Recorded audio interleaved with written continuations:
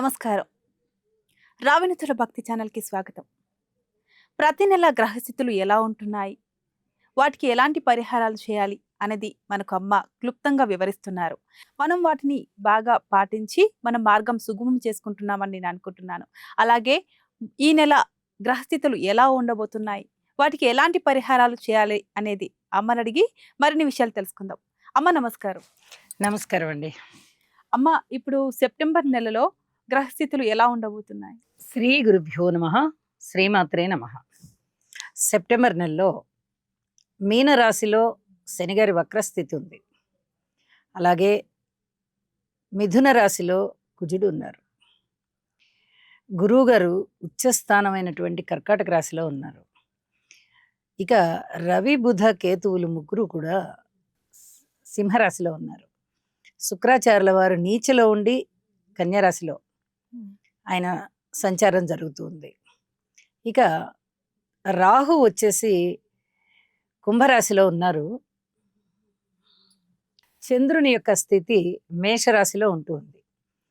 September మొదటి వారం రోజున ఈ రకమైనటువంటి గ్రహస్థితులు ఉంటూ ఉండగా సెప్టెంబర్ నెల ఆఖరు వచ్చేటప్పటికి మాసాంతానికి వచ్చేటప్పటికి రవి గారు కన్యారాశిలోకి వచ్చారు. అలాగే కుజుడు గురువుతో కలిసి కర్కాటక రాశిలోకి వచ్చారు. ఇక శుక్ర బుధులు ఇద్దరూ కూడా తులారాశిలో ఉన్నారు.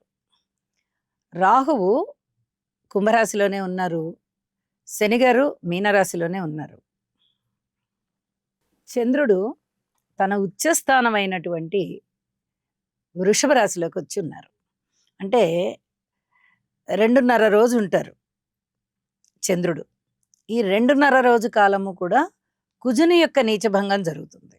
కుజుడు నీచలో ఉన్నారు కాబట్టి ఆ రాశ్యాధిపతి అయినటువంటి చంద్రుడు ఉచ్చలో ఉండేటప్పటికి ఎన్ని రోజులు ఉంటారు? 2.5 రోజు మాత్రమే ఉంటారు చంద్రుడు. ఆ 2.5 రోజు మటుకు నీచభంగం జరిగి ఉంటుంది కుజుడికి. అంటే కొంచెం ఆ నీచ ఫలితాలు తగ్గి తన యొక్క ప్రభావాన్ని చూపిస్తారనమాట. అమ్మ ఆగస్టు నెలతో పోలిస్తే సెప్టెంబర్లో అనుకోని గ్రహస్థితులు ఏమైనా వచ్చే ఛాన్స్ ఉందంటారు? ఉన్నాయండి. ప్రతి నెల కూడా ఏ నెల కానెలే గ్రహస్థితులు మారిపోతూ ఉంటాయి. అలాగే ఎప్పుడు ఫలితాలు అప్పుడే, అప్పుడున్న ఫలితాలే ఉంటాయని చెప్పడానికి రాదు. ఎందుకంటే రాశిలో గ్రహం సంచరిస్తూ వెళ్తున్నప్పుడు నక్షత్రంలో 1వ పాదంలో కొన్నాళ్ళు సంచరిస్తుంది, 2వ పాదంలో కొన్నాళ్ళు సంచరిస్తుంది. ఇట్లాగా 4 పాదాల్లోనూ గ్రహం సంచరిస్తూ తన డిగ్రీలు మారుతూ ఉంటాయి, గ్రహాల దృష్టులు మారుతూ ఉంటాయి. కాబట్టి అంటే దృష్టి ఫలితాలు అలాగే ఉన్నప్పటికీ కూడా ఈ పాదాలలో సంచరిస్తూ ఉన్నప్పుడు మార్పు కారణం చేత, ఆ దృష్టి ఫలితాల మార్పు కారణం చేత మార్పు ఖచ్చితంగా ఉంటుంది. ఇప్పుడు ఈ నెల ప్రారంభంలో శనిగారి దృష్టి శుక్రాచార్యుల వారి మీద ఉంది, కుజుని దృష్టి శుక్రాచార్యుల వారి మీద ఉంది. అసలు ఇది ఎంత మాత్రము బాగుండేటటువంటి గ్రహస్థితి కాదు. చాలా చాలా దారుణమైనటువంటి పరిస్థితులు ఉండడానికి అవకాశం ఉన్నాయి ప్రతి వారికి కూడా. ఒక్క రాశి వారికనే కాదు, ప్రతి వారికి కూడా. మరి బుధ శుక్రుల కలయిక జరుగుతోంది మాసాంతానికి వెళ్ళేటప్పటికి. ఇది చాలా మంచి కలయిక అన్నమాట. ఈ సమ్మేళనము చాలా సున్నితమైన ప్రవర్తనని సూచిస్తూ ఉంటుంది. అలాగే ఉత్తమమైనటువంటి వ్యాపారాలు, అంటే వ్యాపార విలువలు అన్నమాట. వ్యాపారాలన్నీ కూడా ఉత్తమమైనవే. ఆ ఎటువంటి వ్యాపారంలో అయినా కూడా కొన్ని విలువల్ని పాటించుకుంటూ వెళ్ళేది కనిపిస్తుంది. ఇది చాలా స్పష్టంగా కనిపిస్తూ ఉంటుంది. అలాగే గురువు గారు ఉచ్చస్థానంలో ఉన్నారు. చాలా పెద్ద ఫలితం దీనివల్ల. ఒక పక్క శుక్రాచార్యుల వారి మీద ఉంటున్న కారణం చేత ఎంత బ్యాడ్ ఎఫెక్ట్స్ ఉండాలో అంత బ్యాడ్ ఎఫెక్ట్స్ ఉంటున్నట్టుగానే గురువుగారు ఉచ్చలో ఉన్న ఫలితం కారణం చేత చాలా అద్భుతమైన ఫలితాలు ఉంటాయి. మరి శని కుజ దృష్టులు శుక్రాచార్యుల వారి మీద పడుతూ ఉన్నాయి కదా, ఉండడానికి రాశిలో ఈ నెలలో 3 రోజులు మాత్రమే ఈ దృష్టి కనిపిస్తుంది, కుజుని దృష్టి. ఆ తర్వాత శుక్రాచార్యుల వారు మారిపోతున్నారు. అలాగే కుజుడు కూడా మారుతున్నాడు. మళ్ళీ కుజుని దృష్టి శుక్రుడి మీద ఉంటుంది. అంటే వెరసి ప్రేమ వివాహాలు, అవివాహితులకి వివాహాలు జరగడం కుదరడం కాస్త కష్టంగా ఉండడం, ఏవో ఒక అనుమానాలు, అపోహలు, మనస్పర్ధలు, అలాగే అనారోగ్య సమస్యలు, స్త్రీల వల్ల చాలా చాలా ఇబ్బందులు, ప్రేమ వివాహాలు ఫెయిల్ అవ్వడం, అపోహలకి దారితీయడం, స్త్రీలతో చాలా ఇబ్బందులు అన్నమాట. అలాగే మితిమీరిన కోరికలు, ఈ లేడీస్ ప్రాబ్లమ్స్ అంటారు చూసారా, అలాంటి వాటన్నిటికీ సంబంధించిన అనారోగ్యాలు జెంట్స్ కి ఉండడానికి అవకాశం ఉంది, లేడీస్ కి ఉండడానికి అవకాశం ఉంది. అంటే ఆ జననేంద్రియాలు, యూరినరీ ప్రాబ్లమ్స్ అలాంటివన్నీ కూడా చాలా ఉండడానికి అవకాశం ఉంది. భార్యాభర్తల మధ్య వైషమ్యాలు పెరగడానికి అవకాశం ఉంది. ఇలా చెప్పుకోలేని చెప్పరాని అనర్థాలు చాలా జరగడానికి అవకాశం ఉంది. మరి గురువు గారు ఉచ్చెలో ఉన్నారు కదా, అంటే మనము చేసుకునే జపతపాల వల్ల చాలా చక్కటి ఫలితాలు ఉంటాయి. మనం ఒక చిన్న ఉదాహరణ చెప్పుకోవాలి ఇక్కడ. అన్నీ ఉన్న సామెత ఉంది కదా మనకి, అలాగే అన్నీ ఉంటాయి, అది అనుభవిస్తామా అనుభవించమా అనేది ఆ పరస్పరం రెండు విధాలుగా. గోడ మీద ఉన్నటువంటి పిల్లి ఇటు దూకుతుందా అటు దూకుతుందా అంటే ఎవరు చెప్పగలుగుతారు? అలాగా అంటే జ్యోతిష శాస్త్రం కరెక్ట్ గానే చెప్తుంది, మనము ఊహించలేం. అలాంటి పరిస్థితి అన్నమాట. ఇటువైపు గురువు గారు చాలా అద్భుతమైన ఫలితాలు, అటువైపు శని కుజ శుక్రులు సరైన ఫలితాలు కాదు. 3 గ్రహాల ఫలితాలు బాగాలేదు కాబట్టి కొంచెం బ్యాడ్ ఫలితాలే ఎక్కువ ఉంటాయి, దుష్ట ఫలితాలకే ఎక్కువగా అవకాశం ఉంది అని మనం ఊహించాలి. అలాగే పరిహారాలు కూడా ఎక్కువగా చేసుకోవాలి. అమ్మ మరి సింహరాశి వారికి ఎలా ఉండబోతుంది సెప్టెంబర్? సింహరాశి వారికి అసలు బాగాలేదండి చెప్పాలంటే. రాశిలోనే బుధాదిత్యులు కలిసి ఉన్నారు, కేతువుతో కలిసి ఉన్నారు. సప్తమ స్థానంలో రాహు ఉన్నారు, అష్టమ స్థానంలో శని గారు ఉన్నారు, ద్వితీయంలోనేమో నీచ శుక్రుడు ఉన్నారు.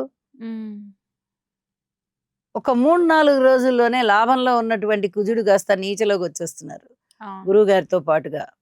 ఇక అంత అనుకోని పరిస్థితులే ఏర్పడుతూ ఉంటాయి తప్ప అనుకున్నట్టుగా సాధించేటటువంటి విధంగా హృదయం గట్టిగా ధైర్యంగా ఉండడం, గుండె అలాంటివన్నీ తగ్గిపోతాయి. బేలతనం వచ్చేస్తుంది, పిరికితనం వస్తుంది, అవమానాలు ఉంటాయి, అపనిందలు ఉంటాయి, ఏది మాట్లాడినా ఎదుటి వాళ్ళు తప్పుగా తీసుకుంటూ ఉంటారు. అలాగే దూర ప్రాంత ప్రయాణాలు ఎక్కువగా ఉంటూ ఉంటాయి, ప్రయాణంలో కష్టాలు ఉంటాయి, ఎక్కువ శ్రమ పడవలసి వస్తుంది. ఒకటేమిటి, చాలా వరకు మైనస్ పాయింట్సే కనిపిస్తూ ఉన్నాయి, వ్యతిరేక ఫలితాలు అనమాట కనిపిస్తూ ఉన్నాయి. పోనీ ఏదైనా శుభకార్యాల పరంపర ఇంట్లో ప్రారంభించుకుందాం, దానివల్ల అయినా మనశ్శాంతి ఉంటుందా అంటే దానివల్ల మనశ్శాంతి సంగతి ఎలా ఉన్నా ధనము విపరీతంగా ఖర్చు అవుతూ వెళ్తుంది, మనశ్శాంతి మటుకు చెప్పుకోదగ్గ స్థితిలో అయితే ఉండదు. వీరు రాహుకేతు పూజ చేసుకోవడము, రాహుకేతు స్తోత్రపారాయణాలు చేసుకోవడము, దుర్గామ్మ వారికి పూజ చేసుకోవడము, అలాగే గణపతికి పూజ చేసుకోవడము చాలా చాలా మంచిది అని చెప్పి తెలియజేస్తూ ఉన్నాను. అమ్మ ఈ రాశి వారికి మరి మాసాంతానికి వచ్చేసరికి ఎలా ఉండబోతుంది? మాసాంతంలో కొంచెం ఆట విడుపుగా ఉంటుందండి, ఎందుకంటే తృతీయ స్థానంలోకి బుధుడు వస్తున్నారు. ఈ ద్వితీయాధిపతి కాబట్టి, లాభాధిపతి కాబట్టి తృతీయంలోకి వచ్చేటప్పటికి అన్నదమ్ములతో సహాయ సహకారాలు ఉండడము, అప్పటి వరకు ఏదైతే వీళ్ళు కోల్పోయి ఉన్నారో ఆ కోల్పోయినటువంటి అది ధైర్యము, కోల్పోతే ధైర్యం వస్తుంది, అన్నదమ్ముల సహాయ సహకారాలు లేకపోతే అవి తిరిగి వస్తాయి. తర్వాత బంధుమిత్రుల ఆదరణ పెరుగుతుంది, కొంచెం కీర్తి ప్రతిష్టలు పెరుగుతాయి, కొంచెం భుజబలం అంటారు చూసారా, అంటే ధైర్యం అన్నమాట. భుజబలం అంటే ఏదో డిష్కుమ్ అని కొట్టుకునే అలాంటిది కాదు, కొంతవరకు వీరికి ధైర్యం, మనం ఈ పని చేయగలం అనేలాంటి ధైర్యం ఒకటి గుండెల నిండా ఏర్పడుతూ ఉంటుంది. ఇవి కొంచెం ఆలోచించాలి మనం, ఇవి కొంచెం బాగుంటాయి కాబట్టి. అలాగే చంద్రుడు కూడా చాలా బాగున్నారు, చంద్రుని యొక్క స్థితి కూడా మాసాంతంలోకి వెళ్ళేటప్పటికి చాలా అనుకూలమవుతోంది కాబట్టి కొంచెం ఊపిరి అన్నట్టుగా ఉంటుంది. చాలా బాగుందని చెప్పడానికి అయితే రాదు, కొంచెం పర్వాలేదు. అమ్మ మరి వీరు ఇప్పుడు కొత్తగా వివాహ బంధంలోకి అడుగు పెట్టాలనుకునేవారు కానీ, ఉద్యోగంలో కొత్తగా చేరే వారికి కానీ ఎలా ఉండబోతుంది? ఉద్యోగంలో కొత్తగా చేరిన, వైవాహిక జీవితంలోకి కొత్తగా ప్రవేశించిన పూర్తి ఓర్పుతో ఉండవలసిందే. గ్రహస్థితులు అనుకూలంగా లేనప్పుడు మన చేతుల్లో ఉండదు, మనం పరిహారాలు చేసుకోవడం మాత్రమే మన చేతుల్లో ఉంటుంది. మన మనసు నిండా మనం ఒక విల్ పవర్ని పెంచుకోవాలి. ఏ సమస్య వచ్చినా మనం ఎదుర్కోవాలి, ప్రతి వాళ్ళతో సామరస్యంగా ఉండాలి, అనుకూలంగా మాట్లాడాలి, అణకువగా ఉండాలి, భగవంతుడిని సేవించాలి, పెద్దల్ని సేవించాలి. ఇలా అనుకుంటూ దాన్ని ఆచరించినట్టయితే కొంచెం పరిస్థితుల్ని వీళ్ళు అదుపులో పెట్టుకోగలుగుతారు గాని, లేకపోతే మటుకు ఉద్యోగాలు మారవలసి వస్తుంది. వైవాహిక జీవితంలో అప్పుడే అంత సంతృప్తికరమైన పరిస్థితి ఉండదు. ఏంటో మనం వివాహం చేసుకున్నాం, ఎలా ఉంటారో మన జీవిత భాగస్వామి అని ఒక విధమైన భయంతో ఆలోచిస్తున్నట్టుగా ఉంటుంది. ఓకే. కాబట్టి మనసు నిండా మంచి ఆలోచనలు పెట్టుకొని ముందరికెళ్ళాలి. అమ్మ మరి వీళ్ళు ఎలాంటి పరిహారాలు చేస్తే బాగుంటుంది? ఇది శని, కుజ, శుక్ర తప్పనిసరిగా స్తోత్ర పారాయణాలు చేసుకోవాలండి. దుర్గామ్మ వారికి పూజలు చేసుకోవాలి, రాహుకేతు పూజ చేసుకోవాలి, స్తోత్రాలు చేసుకోవాలి. ఇవన్నీ కూడా చేసినందువల్ల చాలా వరకు ప్రశాంత జీవితం వస్తుంది. అమ్మ, సెప్టెంబర్ నెలలో గ్రహస్థితులు ఎలా ఉంటున్నాయి, ఏ రాశి వారు ఎలాంటి పరిహారాలు చేస్తే బాగుంటుంది అనేది మాకు చక్కగా అర్థమయ్యేలాగా చెప్పారు. ధన్యవాదాలమ్మా. ధన్యవాదాలు. సో మీరందరూ ఈ పరిహారాల్ని చక్కగా పాటిస్తూ మీ మార్గాన్ని సుగమం చేసుకోవాలని మనస్ఫూర్తిగా కోరుకుంటున్నాను. అలాగే ఇలాంటి మరిన్ని వీడియోస్ కోసం మా ఛానల్ని సబ్స్క్రైబ్ చేసుకోండి, లైక్ చేయండి, షేర్ చేయండి. Thank you.